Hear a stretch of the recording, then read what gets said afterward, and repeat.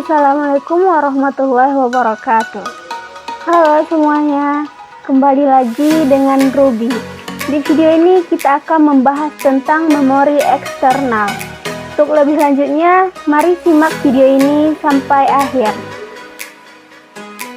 Ada 4 topik yang akan kita bahas. Topik pertama yaitu pengertian memori eksternal, topik kedua karakteristik memori eksternal, topik ketiga fungsi memori eksternal, topik keempat jenis-jenis memori eksternal. Sekarang kita masuk pada topik yang pertama, yaitu pengertian memori eksternal. Eksternal memori merupakan memori tambahan yang berfungsi untuk menyimpan data atau program.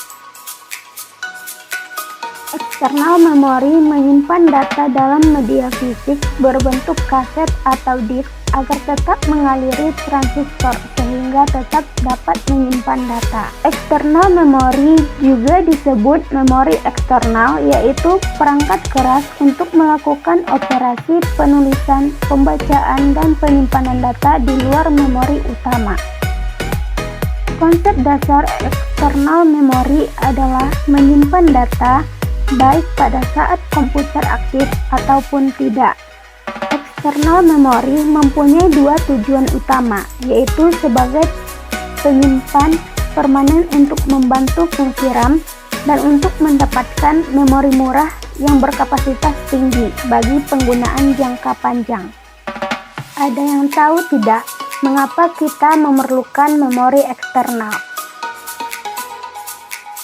Alasan kita membutuhkan memori eksternal yaitu kebutuhan akan memori utama saja tidak mencukupi, maka diperlukan peralatan tambahan untuk menyimpan data yang lebih besar dan dapat dibawa kemana-mana. Selain itu, semakin besarnya peralatan penyimpanan, maka dengan sendirinya akan mempengaruhi pemrosesan data. Kemudian kita masuk pada topik yang kedua, yaitu karakteristik memori eksternal. Karakteristik memori eksternal diantaranya yaitu bersifat non-volatile, akses data cukup lambat, dan harga relatif murah. Sebenarnya karakteristik memori eksternal ini sudah dapat kita ketahui pada pengertian memori eksternal tadi. Misalnya, tadi kan dijelaskan bahwa konsep dasar eksternal memori itu adalah menyimpan data bersifat baik pada saat komputer aktif atau tidak. Nah, sifatnya itu disebut dengan sifat non-volatile. Akses data cukup lambat itu maksudnya ialah data yang berada di memori eksternal memiliki waktu yang lebih lama untuk diakses dibandingkan dengan mengakses data di memori utama. Dan untuk harga relatif murah, yaitu perbandingan harga jauh lebih murah dibandingkan dengan harga memori utama. Selain itu, tadi juga sudah dijelaskan bahwa salah satu tujuan dari memori eksternal itu ialah mendapatkan memori murah yang berkapasitas tinggi bagi penggunaan jangka panjang.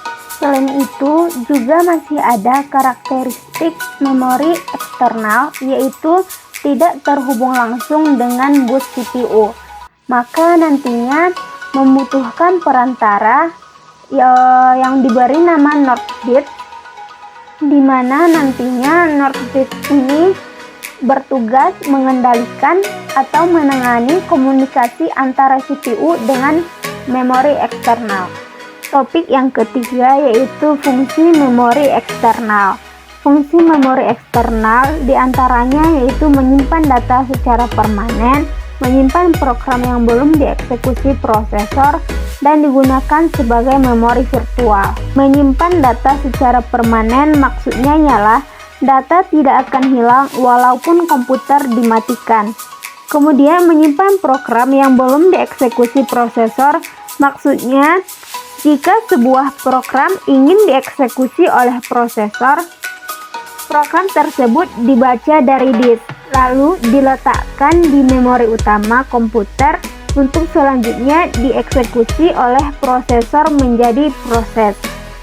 Dan digunakan sebagai memori virtual itu maksudnya ialah mekanisme sistem operasi untuk menjadikan beberapa ruang kosong dari disk menjadi alamat-alamat memori virtual, sehingga prosesor bisa menggunakan memori virtual seolah-olah sebagai memori utama. Akan tetapi, karena letaknya di penyimpanan sekunder, akses prosesor ke memori virtual menjadi jauh lebih lambat dan menghambat kinerja komputer.